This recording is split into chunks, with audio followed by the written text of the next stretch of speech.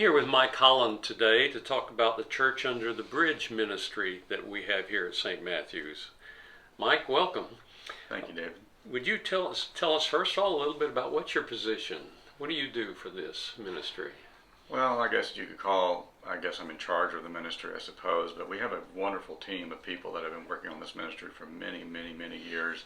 My wife, Rhonda, Jeannie and Richard Adams and Jackie Ledford have contributed to this ministry for many, many, many years. Okay. Well, that was my next way. How long have you been involved? I know it's been a while now. Well, there's a story there, so I'll summarize this as best as I can. But I had a run-in with somebody I would call a bum or a hobo a long time ago, and I did not have a high regard for those people for a long time. And then I had the pleasure of meeting Jim and Connie Dukes, who were members of this church many years ago, who convinced me to go to a Bible study course at this church, which I did in the late 80s, where I learned that I was all wrong about those people, about the bums and hobos, and in fact that God loves them and I need to love them. And so I had felt a calling at that point to help those people, to go from disliking them and despising them to actually helping them. And so I started in the late 80s making pots of beans, pinto beans, and serving those downtown with Jim and Connie Dukes, who were heading up the ministry at that time. And so that's how I got involved, is through a kind of a rebirth through that cool, wonderful Bible study course that Jim and Connie did that turned my life, towards God. It was really cool, and so I kind of learned about myself and about my relationship with God through this ministry. That's great. I did not realize that all that history. More than what you wanted to hear, but that's a real short version of what the details. No, that's really good. Thank you.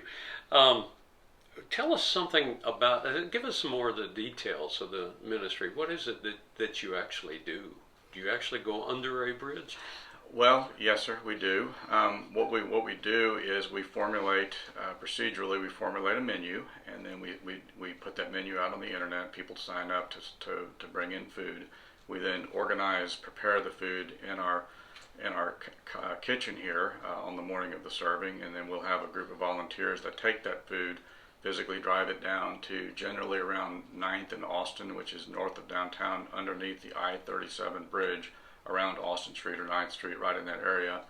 And we literally serve, it used to be, frankly, anywhere from 100 to 180 people would come down there, and we would serve them in a long production line of people. And a lot of the younger folks from our church would go down there, and it was a wonderful thing to see those people, our young people, serving some of these folks who I could tell, these homeless people, it made their day to see a young person serving them a plate of food with a smile on their face. It was a God thing. It's really cool, and it still is. Great. Where do some of these homeless people come from? It's a really good question, David. And I'm sorry to say that I've recognized some down there. I'm not going to go into names, but some of those people have gone from being professionals, white collars with nice salaries, down to being homeless, disadvantaged, living out of their car with substance abuse. Some folks have just had a bad turn in life from the very beginning. They didn't have much of a chance from the very beginning. They've lived on the streets their entire life. And there's a wide range of people down there. But I learned a long time ago not to judge these people, but to help these people, because God loves them, and so therefore we need to do the same thing. And I can't think of a better way to serve God by helping those people down there. But those folks come from a wide variety of backgrounds. It's really shocking, actually. Wow, that's interesting. I understand there's been some changes recently to the program. Can you explain a little bit about what's going on with that? Yes, sir. I talked about this several months ago when I talked about how COVID had wrecked everything down there. We went, again, from feeding 100 to 180 people consistently every Sunday. It was a more of a camaraderie situation down there where people knew each other, and it was a kind of a friendly atmosphere. And COVID has changed things. Obviously, most of those folks are gone now. And there were tent cities that had been set up down there where we used to feed, and the tent cities were probably a little bit tribal, if you will, and so there wasn't quite the camaraderie there, and we didn't have groups of people waiting for us to feed them, and so we have had fewer numbers down there as a result of all of this. And recently the city has bulldozed the tent cities, and so they're all gone now, and so there have been a lot of changes, but the need is there. God's love is still there. Our calling is still there, and it's what we're going to do. But there are a lot of changes, but I'm telling you that people will come back. There's always going to be a need, and we're going to be there for them. Great, great.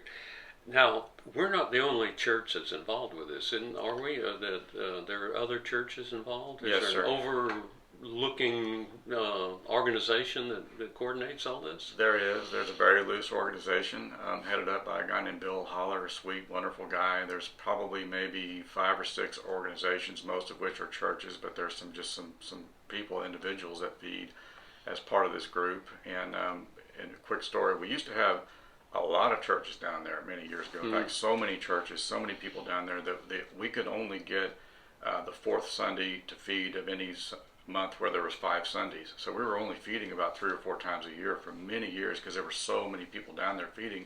We couldn't get a chance to get down there. Then the city decided they didn't want us down there anymore, and so they started writing citations or threatening to write tickets to people who were feeding down there, and so that scared off about 80% of the people feeding, and so all of a sudden there's a big gap and an opening for people to feed. So, praise the Lord, Dave Phelps has come in, and Pastor Dave has injected a lot of energy and enthusiasm, and we're now feeding, of course, every other month, which is wonderful, and so that we've really had a beautiful transition from only 3 or 4 times a year now to 6 times a year at least, feeding, and possibly maybe more down the road. But it's been a wonderful transition with Dave on board, bringing a lot of energy and positivity to this program. Okay. I imagine that feeding also involves preparation and cooking. Is that done by the volunteers, and where is it done here at the church or at homes, or how does that work? Yes, sir. We do that cooking here. What we did many years ago, we found that we used to kind of switch the menu around, and we had some difficulties with some of the menus, so we found it was most efficient and easiest to prepare kielbasa sausages. And so what we would do is I'll generally cook the sausages in the kitchen, and then the volunteers will wrap those sausages in tortillas. And then we'll get 2 full sausages wrapped in tortillas with the other condiments, chips, and other fruits and things like that, cookies. And so it is a preparation. It's a great time for camaraderie and the Christian spirit to live right there in our kitchen with people preparing that food in a loving way. And it's an awesome experience. Okay. So there are other ways to be involved besides actually going down and helping with cooking or supplying. Yes, the sir. Supplies, the food. Yes, sir. You can of course you can purchase the food, bring it here. That's a good way to get involved. You can help prepare the food down here, which is a good way to get involved. And of course, you can physically serve it down there. So there's multiple ways to get involved.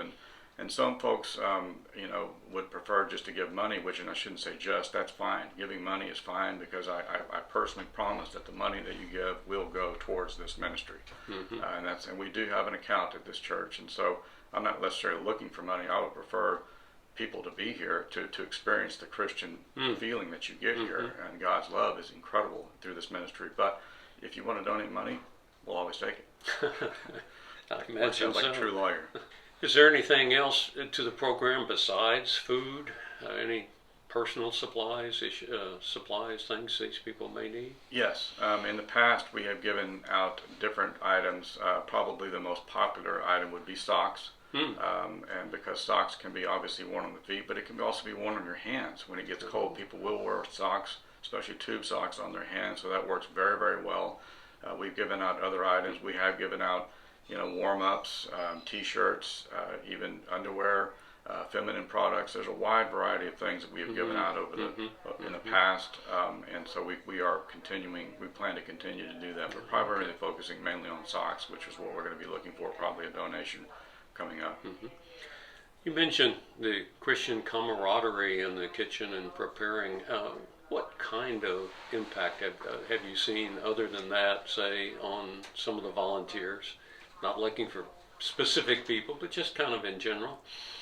Well, I think the biggest impact is on the young people. A lot of our young people, and this goes true for my own sons.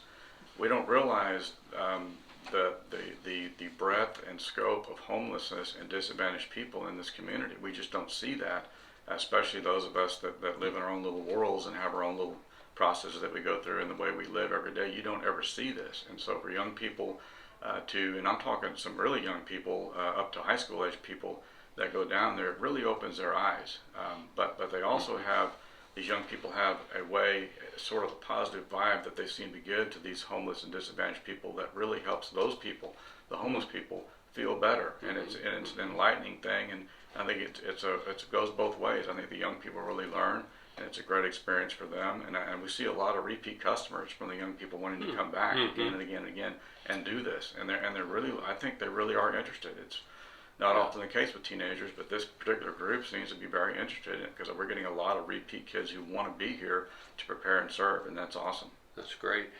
I had a similar experience growing up myself, where I was exposed to some homeless and disadvantaged people, and that rings true to me in my past. So It is. It's unfortunate the way I reacted to that person at the state fair in Dallas many years ago. I remember exactly what happened, and it was wrong. But again, through the Bible study course that I took, I was really able to realize that I needed to wake up and have a rebirth towards them, and that really was a really cool thing for me. And I'm hoping that's going to happen, and has happened with other people, including our young people too. Yeah. If somebody wanted to get involved with the program, would they get in contact with you, the church office, or how does that work?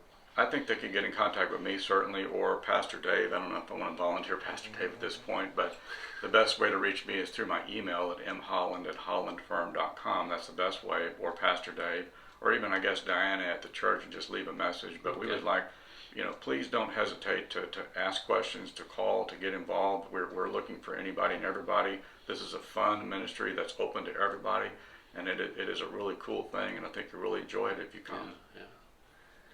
Do you have anything else you would like to add to our discussion here? Well, I hope I'm really grateful, first of all, that Pastor Dave has joined our group.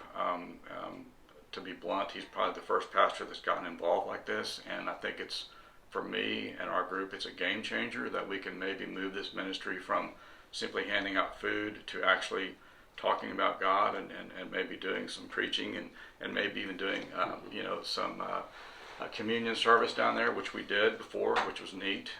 And I look at that as a whole new wonderful world of opportunity for not only for the people downtown, obviously, but for us here at this church, to maybe even someday, maybe this is just me thinking out loud, which is always dangerous, but to have a service down there, a church service under the bridge down there, where these people can come and listen to Pastor Dave, and to listen to us talk, and maybe we can talk to them, because I enjoy talking to those people down there. Most of them are very pleasant, they're very polite, they're very grateful, and they really are, and they're glad to see us down there. But to have a church service down there would be a complete game changer. I'm sure of it. Yeah.